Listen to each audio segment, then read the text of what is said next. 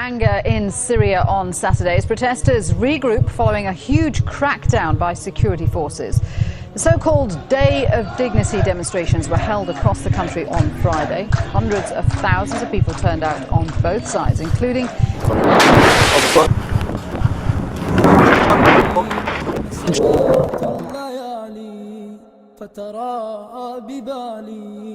Assalamu alaikum wa rahmatullahi wa barakatuhu. It's your brother Taqir Tok Sharif from the live updates from Syria team here in Syria.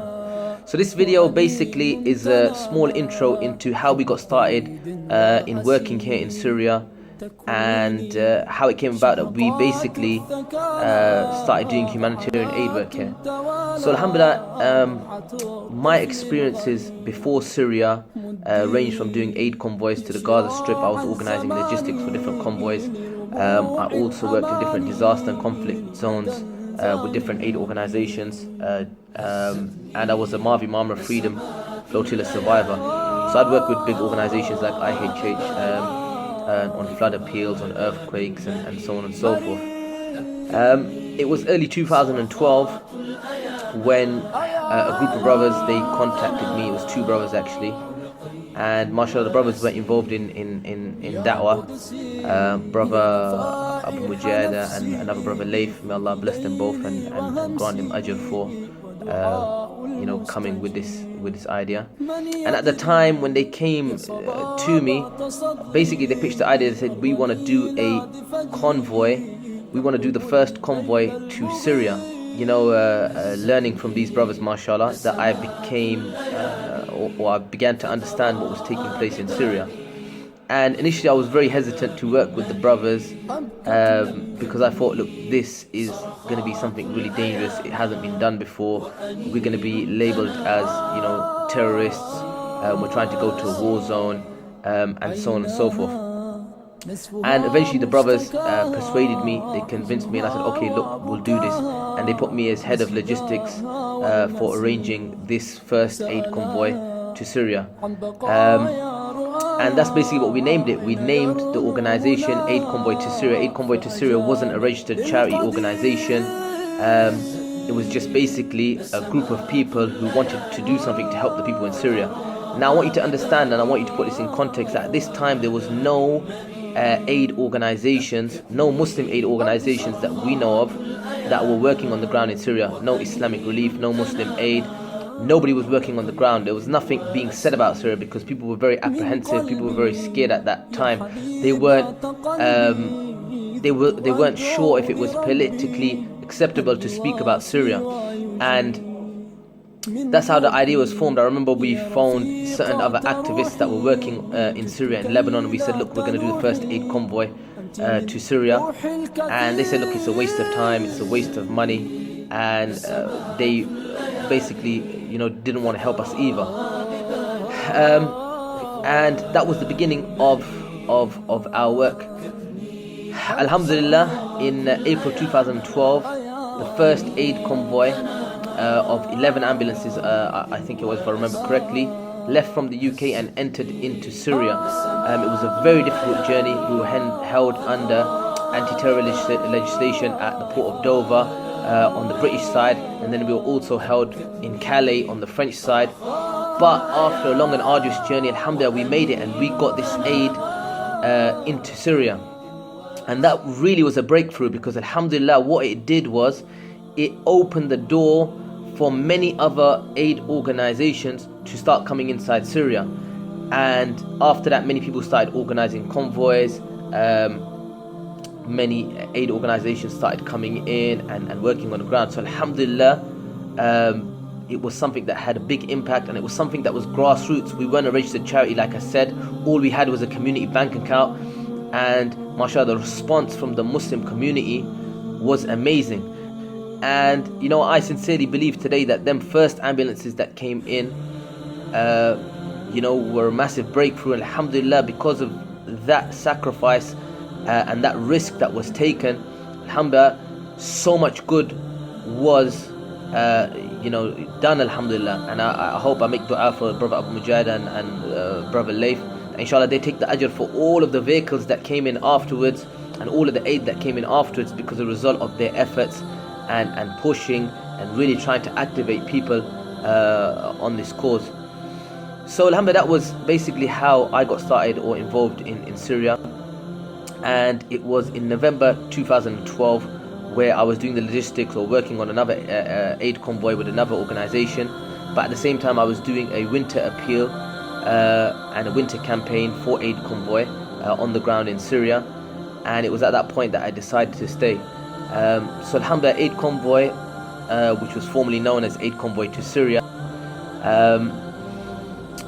was a massive part of me being here and basically establishing the organization Live Updates from Syria and our transition and all the work that we've been able to do over the last years. So we just want to say Jazakallah khairan to the brothers.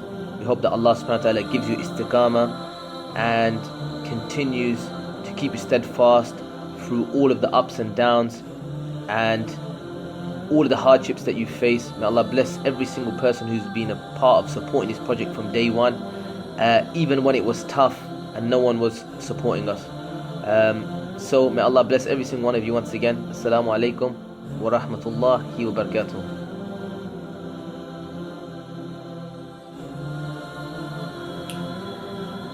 Alhamdulillah Rabbil Alameen wa salatu wa salamu ala Rasulillah. Assalamu alaikum wa rahmatullahi wa barakatuh.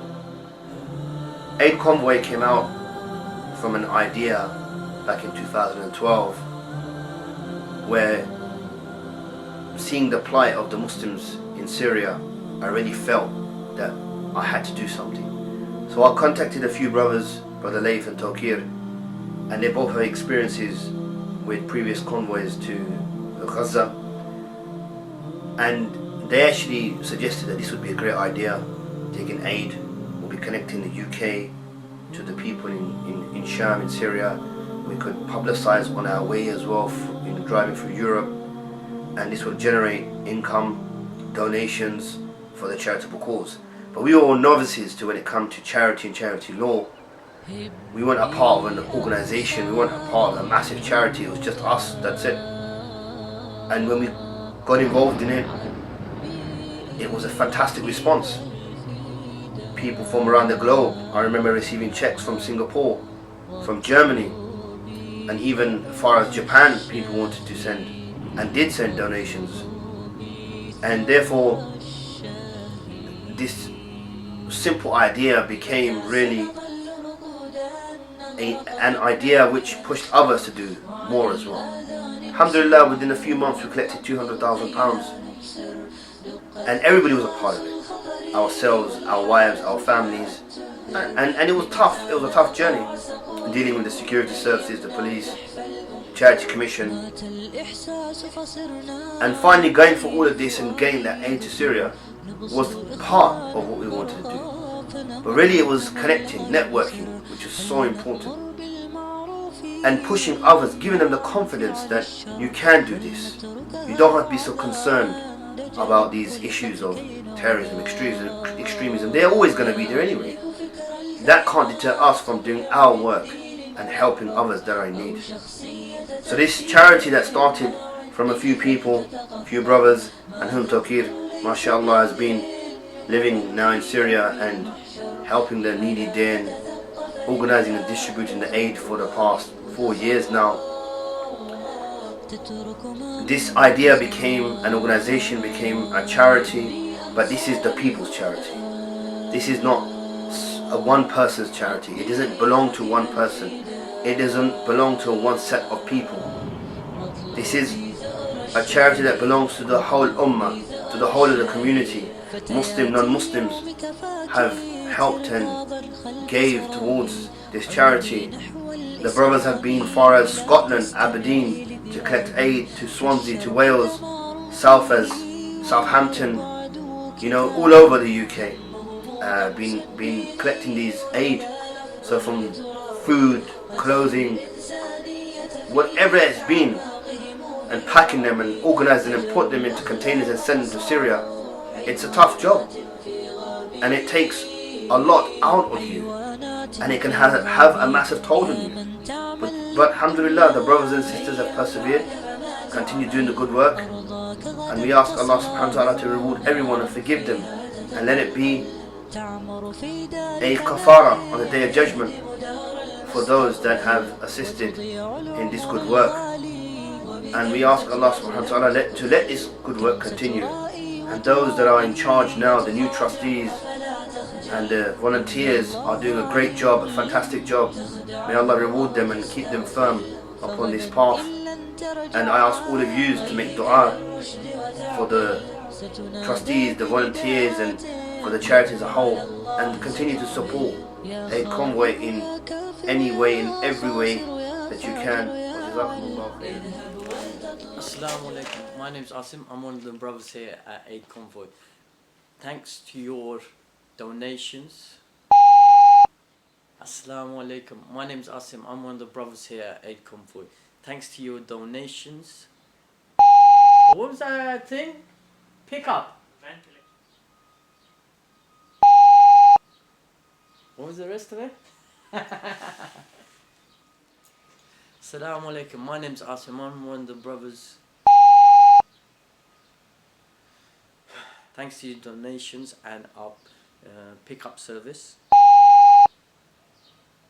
and send it to the most needy. Let's see.